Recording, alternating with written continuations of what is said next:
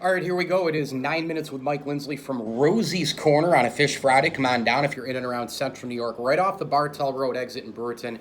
You take a quick right, get up to Route 11, take another quick right. It's right in front of the Brewerton Bridge. You can get your fish sandwich or your entree plus coleslaw, fries, mac and cheese as your side options here at Rosie's Corner, a proud ML Sports Platter sponsor. Pizza, wings, pasta, hot and cold subs, and more. You name it, they've got it. Rosie's Corner. Get on down here. Gift cards also available for any occasion here at Rosie's Corner, and they will deliver via Grubhub or themselves as well. Let's preview these guys, the Bills and the Titans on Monday Night Football in Nashville. The revenge tour for the Bills continues, and I think I look right away at this game. And, Brian Daboll has done such a great job in his tenure as Buffalo Bills offensive coordinator.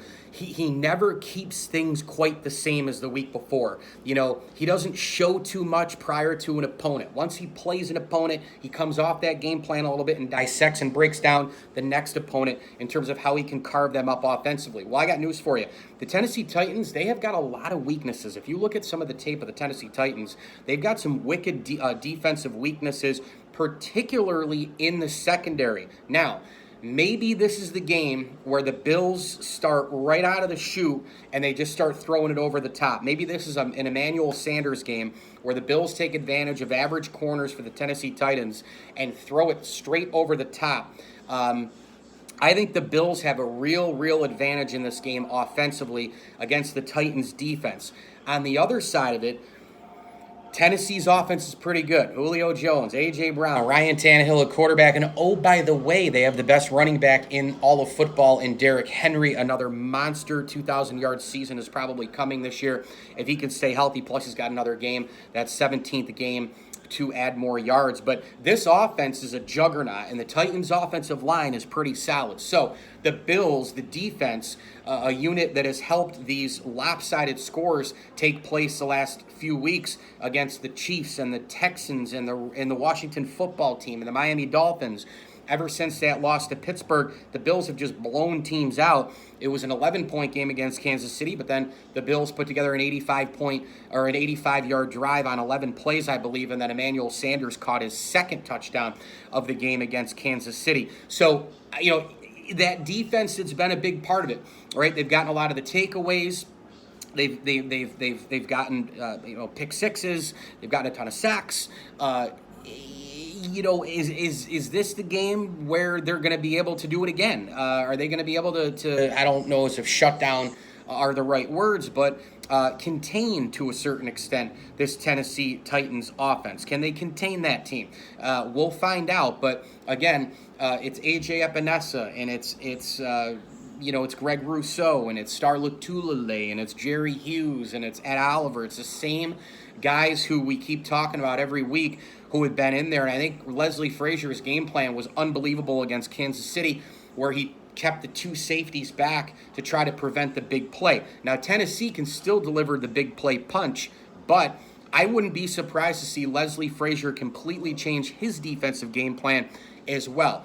Attack and contain Derrick Henry, and then try to get Ryan Tannehill to beat you with blitzers maybe up the middle like your Tremaine Edmonds is, who's had a very nice start to this season as well. As I record this, Matt Milano is still questionable for Monday Night Football with that hamstring issue.